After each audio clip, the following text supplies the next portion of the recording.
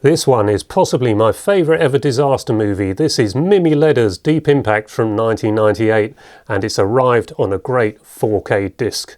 This one is about a comet on a collision course with Earth. It looks certain to be an extinction level event, so surely it won't hit. Then again, maybe it will.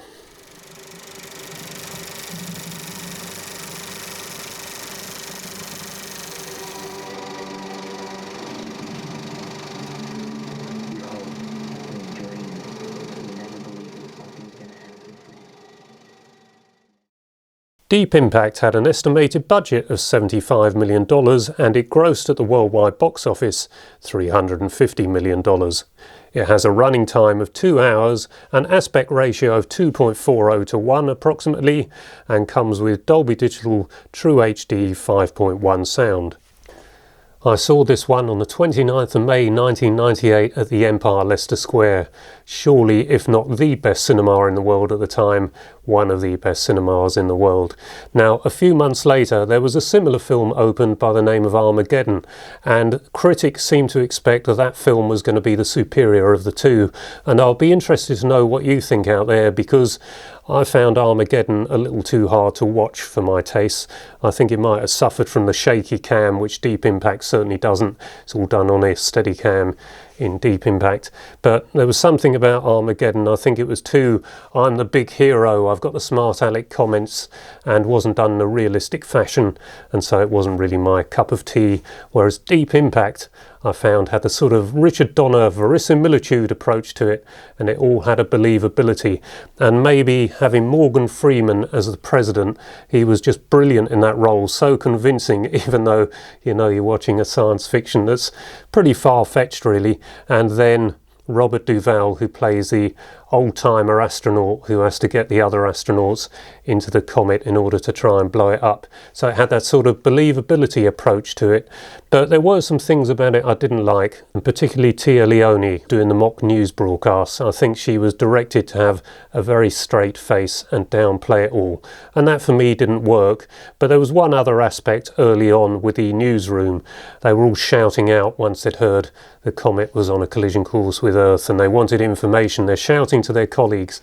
One of the girls shouts out, "What's the size of the asteroid that wiped out the dinosaurs?" And she shouts at the top of her lungs, but the camera continues to go around. You can see she's shouting at no one. So I think that was a bit of a minor error there that almost took me out of the picture, but I remembered how much I enjoyed this one in 1998, and also on the Blu-ray that came out a few years ago. But this is the same Blu-ray as is in that pack. We'll get onto that in a minute.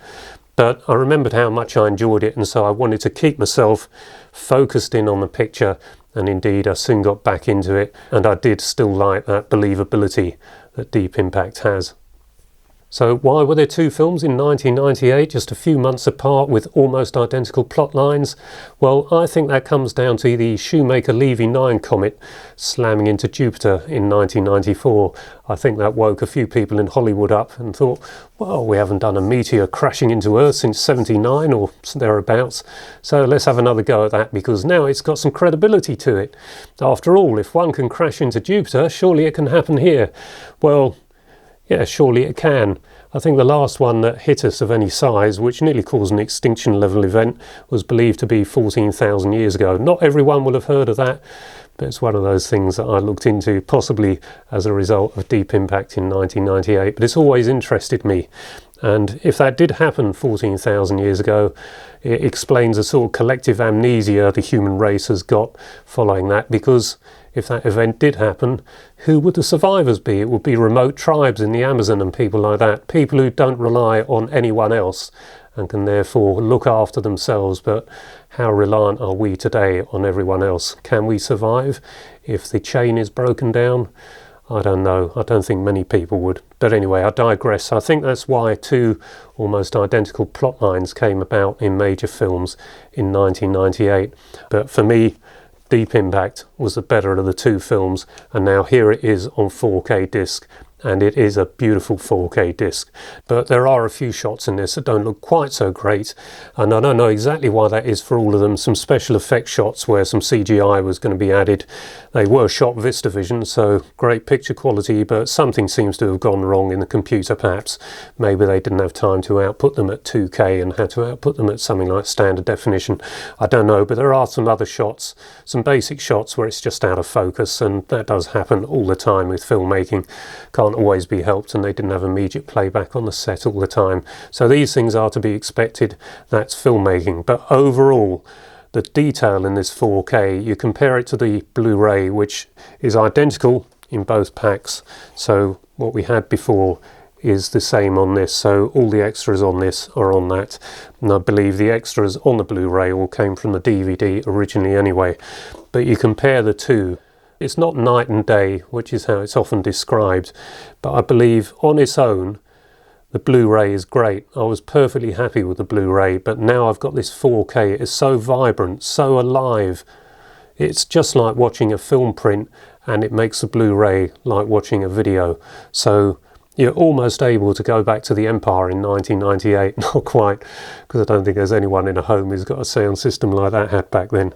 But it really is a wonderful 4K disc. The detail in the image, you can see absolutely everything, and there's no crushing in the blacks. The colour's lovely, the contrast is perfect, and you look at the Blu-ray and it just exacerbates how good the 4K is. And so because of that wonderful image quality and the fact that I think this is my favourite ever disaster movie, I have no hesitation in recommending it. If you're into the shaky cam approach, I think Armageddon might be the one for you. I can't really remember, but I just remember I found it very hard to look at. So I think it's a class apart, this one. No hesitation in recommending it if you really like the best that 4K can give you.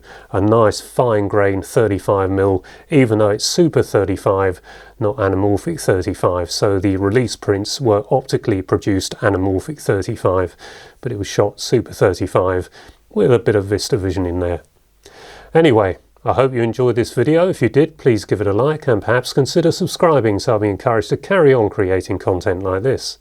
Until the next video, bye bye for now.